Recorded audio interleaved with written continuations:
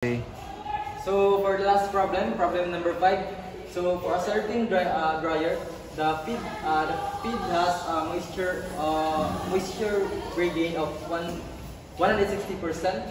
The question is determine the percent moisture of the feed. So the choices is A is 60, B is 60.43, C is 61.54, D is 50.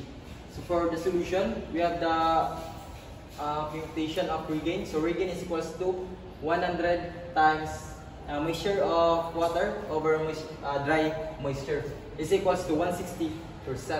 So na tayo magawa nga moisture of water over moisture of dry is equals to 1.60. Then for the wet basis moisture is equals to moisture of water over moisture of water plus moisture of dry.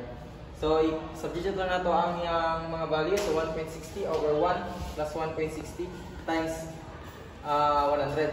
And then magagawa tayo a percent of 61.54, which is ang letter C.